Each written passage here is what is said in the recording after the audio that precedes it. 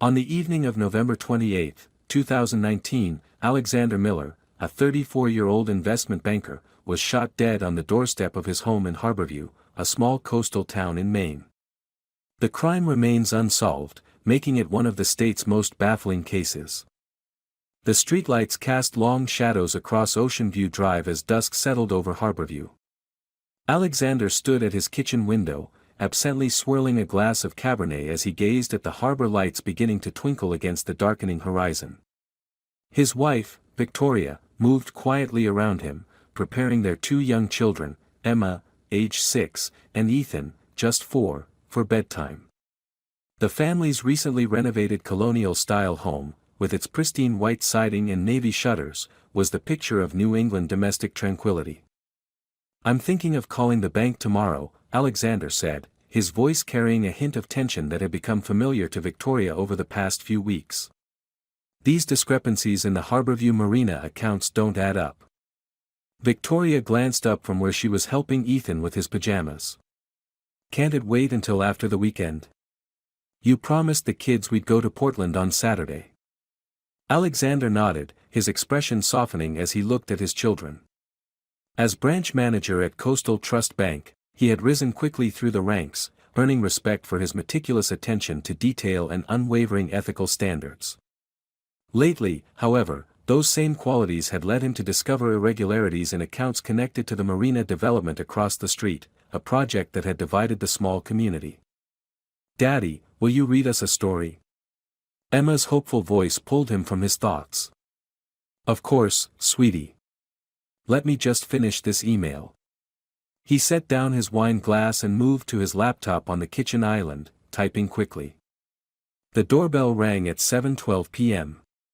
Victoria, who was loading the dishwasher, wiped her hands on a dish towel and walked to the door. Through the frosted glass panel, she could make out the silhouette of a man, average height, wearing what appeared to be a dark jacket and hat. "Who is it?" she called, one hand on the doorknob. "I have something for Alexander Miller," a male voice replied. The voice was calm, unhurried. Victoria opened the door to find a man she didn't recognize standing on their porch. He appeared to be in his 40s, with unremarkable features partially obscured by a baseball cap pulled low over his eyes. He wore a navy windbreaker despite the evening chill that called for something heavier.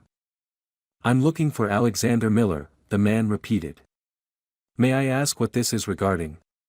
Victoria asked, a slight unease creeping into her voice. The man's expression remained neutral. "It's a personal matter. I just need a minute of his time." Victoria hesitated, then called over her shoulder. "Alex? There's someone here for you." Alexander set his laptop aside and approached the door, curiosity evident in his expression. "Can I help you?" The stranger nodded. "Alexander Miller?" "Yes, that's me." The man reached into his jacket pocket and withdrew a blue envelope. Victoria noticed it had the name, Philip, written across the front in neat block letters. "I was asked to deliver this to you," the man said, handing the envelope to Alexander. Alexander took it, frowning. "Who's Philip? I don't understand." The man shrugged. "I'm just the messenger. You'll want to read what's inside." Alexander glanced at Victoria, who stood watching from a few feet away, then back at the envelope. "Who sent you?" "I think the envelope will explain everything," the man replied, his tone flat. Alexander turned the envelope over in his hands, then said, "Give me a moment." He stepped back into the house, closing the door partway. In the kitchen, he quickly tore open the envelope and pulled out a single sheet of paper. Victoria watched as his expression changed from confusion to alarm.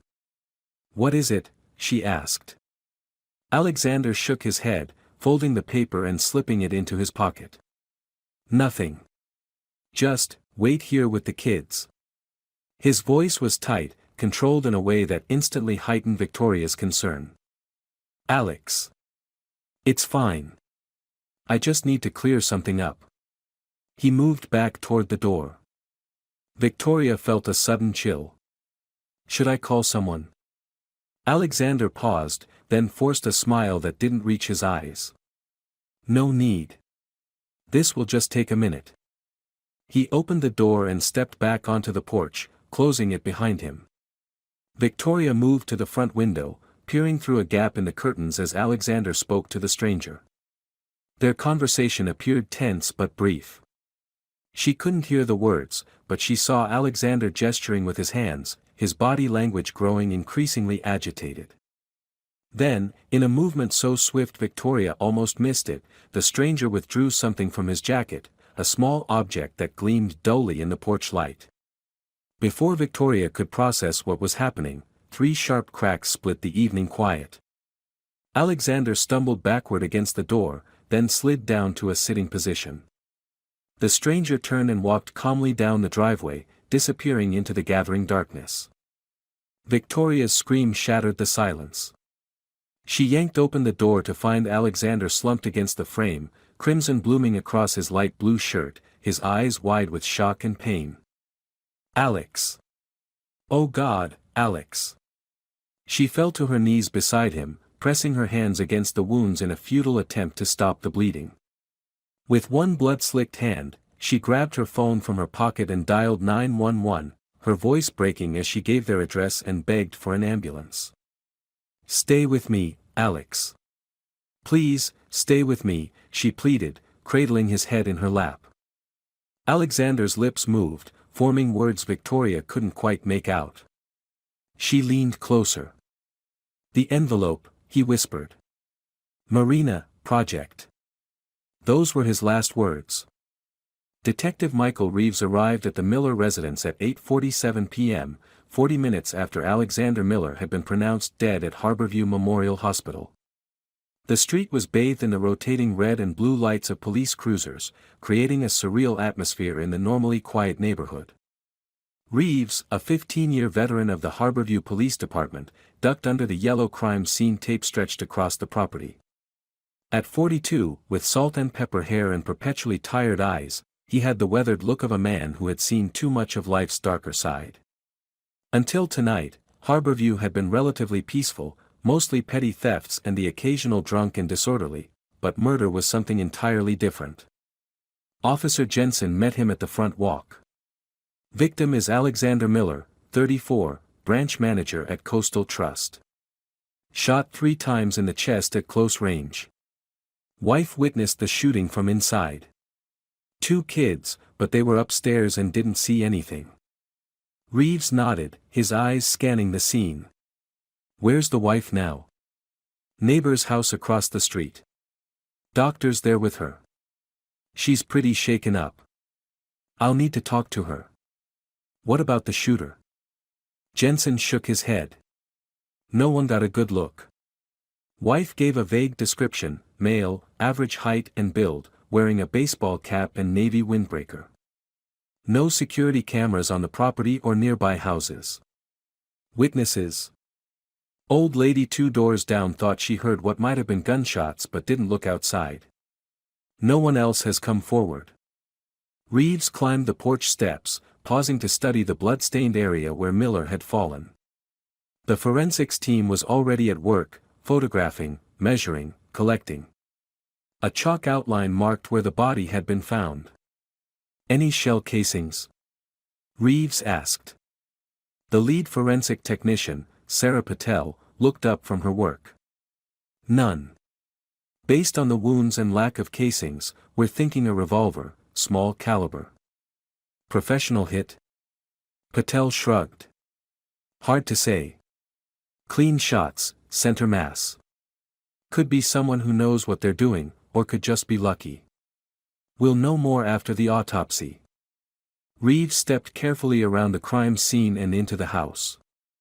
The interior was immaculate, tastefully decorated in coastal blues and whites, family photos prominently displayed. No signs of struggle or forced entry. On the kitchen island sat a half-empty glass of red wine and an open laptop. "Wife says the shooter gave Miller a blue envelope before the shooting," Jensen said, following Reeves inside. "Had the name, Philip, written on it." "Philip?" "Yeah, but according to the wife, they don't know anyone by that name." Where's the envelope now?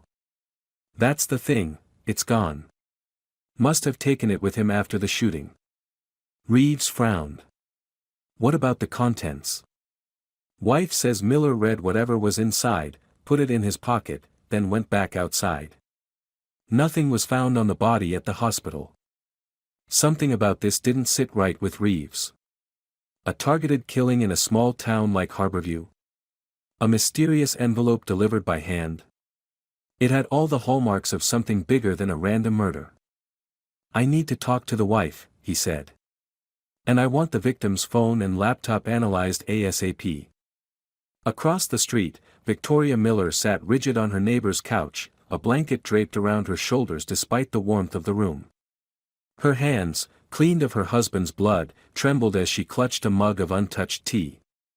Her eyes were vacant, haunted. Mrs. Miller, Reeves said gently as he sat across from her.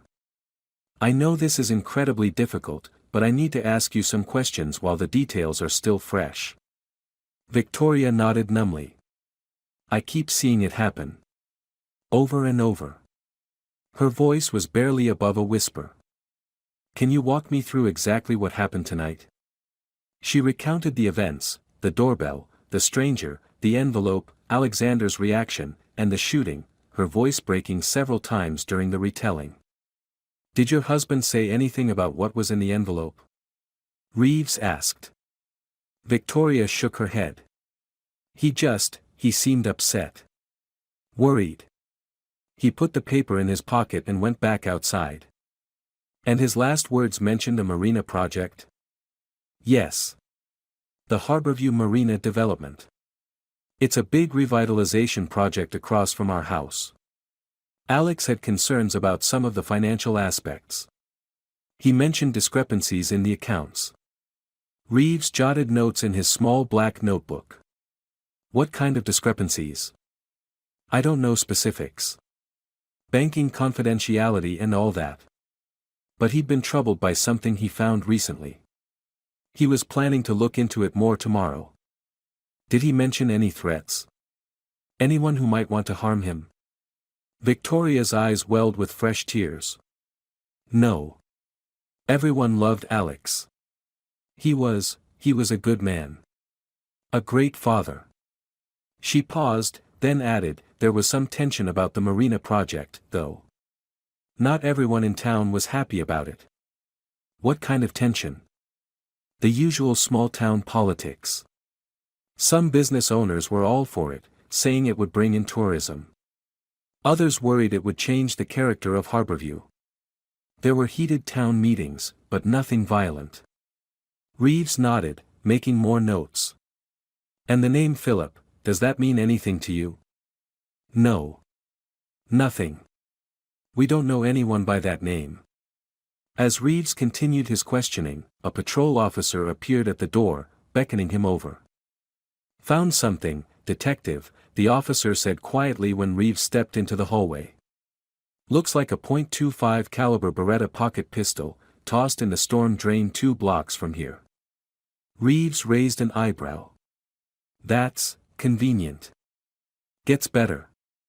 No serial number, completely wiped clean. And get this, it's an antique, probably from the 1930s. Bag it carefully. I want every inch of that thing examined. Reeves returned to Victoria. Just a few more questions, Mrs. Miller. Did your husband mention any names recently? Anyone new at work, or anyone he was concerned about? Victoria thought for a moment. There was someone, a consultant brought in for the marina project. Campbell, I think. Richard Campbell. Alex mentioned him a few times, said he seemed too eager to push the financing through without proper due diligence. Anyone else?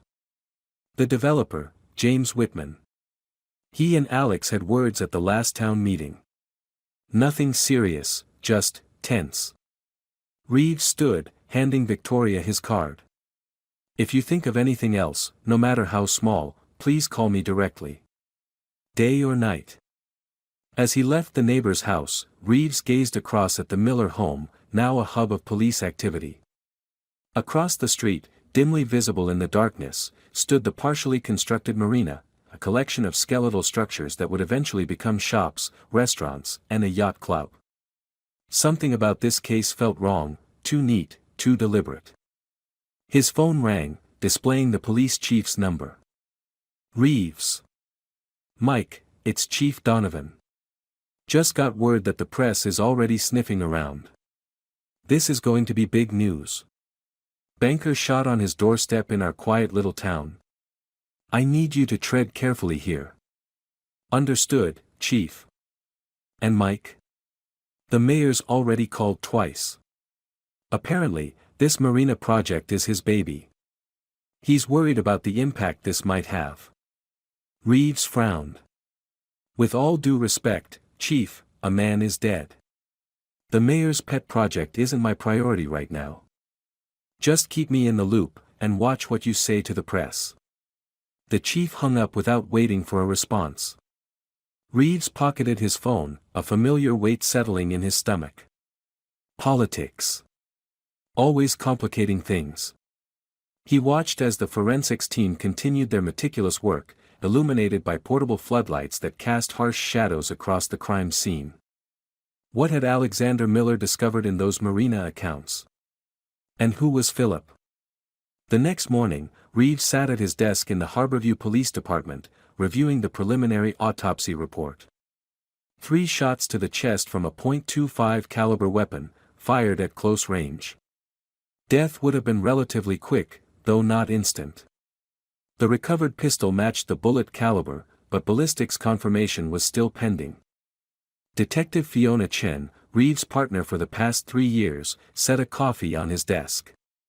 At 36, Chen was sharp, methodical, and uncompromising, qualities that had initially led to friction between them but had eventually earned Reeves' respect. Spoke with Miller's assistant at the bank, Chen said, sitting across from him. She confirmed he'd been working late the past few weeks, reviewing accounts connected to the marina development. Said he seemed tense, which wasn't like him. Any mention of specific concerns? Nothing concrete. Banking privacy laws are making it difficult to access the relevant accounts without a warrant. Reeves sipped his coffee. We need to know what Miller found. Get a warrant for those accounts, specifically anything related to the marina project. Already working on it. Also, I ran background checks on Richard Campbell and James Whitman. Campbell's clean, financial consultant with 20 years experience, impeccable references. Whitman's more interesting. She slid a file across the desk. Reeves opened it to find a photo of James Whitman, a polished-looking man in his 50s with silver hair and the confident smile of someone used to getting his way. 3 failed development projects in the last decade, each with investors who lost significant money. No criminal charges, but multiple civil suits that were settled out of court. And get this, he's heavily leveraged on this marina project. If it fails, he's looking at bankruptcy. Reeves nodded thoughtfully. Motive, potentially. What about the name Philip? Any connection there? Nothing yet. No Philip in Whitman's orbit, none at the bank, none in Miller's phone contacts. Speaking of which, any progress on Miller's devices? Chen shook her head. Tech team still working on the laptop. His phone was locked, and they're trying to access it without wiping anything. But we did get his call records from the provider. Nothing unusual in the days leading up to the murder. Reeves stood, stretching. Let's talk to Whitman. If Miller found something in those accounts that could torpedo the marina project, that's a hell of a motive. The Harborview Marina Development Office occupied a sleek modular building at the edge of the construction site. Large renderings displayed on the walls showed the planned transformation, a modern waterfront complex with high-end shops, restaurants, and a marina with slips for up to 50 yachts. James Whitman welcomed them with the practiced charm of a seasoned developer. His office was minimalist and expensive, with floor-to-ceiling windows overlooking the harbor. Terrible tragedy, Alexander's death, Whitman said, gesturing for them to sit on a leather sofa. The whole town's in shock. I understand you and Mr. Miller had some disagreements regarding the marina project, Reeves said, declining the offered seat and remaining standing. Whitman's smile tightened almost imperceptibly. Professional differences, nothing more. Alexander was cautious by nature, an admirable quality in a banker, of course, but sometimes it slowed progress. What kind of differences? Chen asked. He wanted additional environmental impact studies, more detailed financial projections. Standard due diligence, but we've already provided everything required by law. Whitman shrugged. The last town meeting got a bit heated, I'll admit, but that's just passion for the project. Where were you last night between 7 and 8 p.m., Mr. Whitman? Reeves asked. If Whitman was surprised by the question, he didn't show it. Dinner at the Harborside Grill with Richard Campbell and Mayor Brennan. We were discussing the next phase of financing. You can verify with the restaurant, we were there from 6:30 until after 9. Do you know anyone named Philip? Chen asked, watching Whitman's face closely. Philip? Whitman repeated, his expression genuinely puzzled. No, can't say that I do. Why? Just following up on a lead, Reeves said vaguely. One more thing, did Miller ever mention specific concerns about the marina accounts? Whitman leaned back in his chair. Not to me directly. But Richard mentioned Alexander had been asking questions about some of the subcontractor payments. All perfectly legitimate, I assure you. As they left the development office, Chen said quietly, he's smooth. Too smooth. Yeah, but if he was at the Harborside with the mayor and Campbell all evening, that's a solid alibi.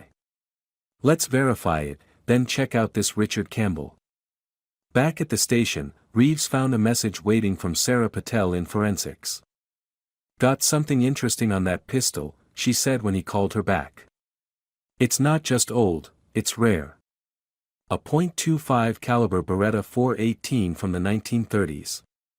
These weren't common in the States. Mostly European.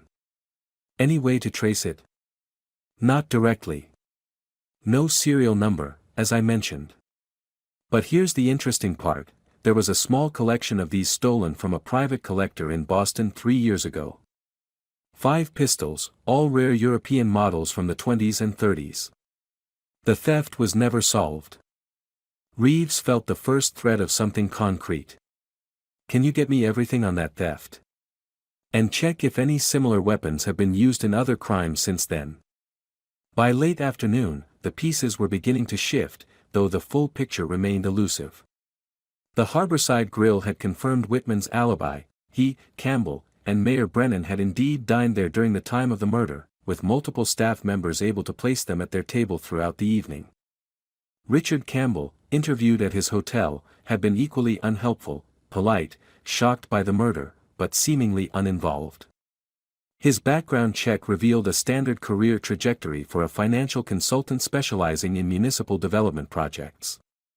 As for the gun theft in Boston, it had been a professional job, alarm systems bypassed, selective items taken, no witnesses. The pistols had been valued for their historical significance rather than functionality, though all had been in working condition. So we have a killer who used a rare, stolen pistol, Chen summarized as they reviewed the case board. A mysterious envelope with the name, Philip, that disappears after the murder. A victim who was concerned about financial irregularities in a major development project. And no clear suspect, Reeves added. Whitman had motive but a solid alibi. No obvious connection to rare antique firearms or anyone named Philip. What about the wife? Chen asked. Insurance policy? Reeves shook his head. Modest policy, nothing suspicious. And her reaction at the scene wasn't faked. Uniform who first responded said she was hysterical, tried desperately to save him. Plus, she was inside with the kids when he was shot. A knock at the door interrupted them. Officer Jensen entered, holding a plastic evidence bag. Tech team managed to unlock Miller's phone, he said. Found something interesting in his recent text messages. Conversation with an unknown number. Reeves took the bag, examining the phone through the plastic. The text conversation was brief. Unknown, we need to talk about what you found. Not over the phone. Miller, who is this? Unknown, a friend. Someone else who's concerned about the marina numbers. Miller, how did you get my personal number? Unknown, that doesn't matter. What matters is stopping them before it's too late. Miller, I'm going to the board tomorrow with what I found. Unknown, dangerous. Need to meet first. I have more information. Miller, when? Unknown, tonight. Your house. 7 p.m. Look for blue envelope. The last message had been sent at 5:43 p.m. on the day of the murder. Trap, Chen said quietly. Reeves nodded grimly. He thought he was meeting a whistleblower, someone with inside information. Instead, he got a killer. Can we trace the number? Jensen shook his head. Burner phone, purchased with cash at a convenience store in Portland 3 days ago. No surveillance footage available. Reeves stared at the message thread, frustration building. So our killer is methodical. Uses a burner phone, rare stolen weapon, leaves no prints, no witnesses. This wasn't random. This was planned. But why Miller? Chen asked. If this is about the Marina project, why not go after Whitman? He's the developer. Because Miller found something, Reeves said slowly. Something in those accounts worth killing for. He turned to Jensen. Any progress on that warrant for the bank records? Just came through. Bank's cooperating, but they say it'll take until morning to compile everything. Morning seemed an eternity away. Reeves glanced at the clock, nearly 8 p.m. He'd been on this case for less than 24 hours, and already it felt like he was chasing shadows. Go home, he told Chen. Get some rest. We'll hit this fresh in the morning. But as he drove home through the quiet streets of Harborview, Reeves couldn't shake the feeling that something obvious was eluding him. The name Philip. The blue envelope. The antique gun. All deliberate choices by the killer. But why? What message was being sent, and to whom? His phone rang, breaking his reverie. Victoria Miller's name flashed on the screen. Detective Reeves, he answered, pulling over to the side of the road.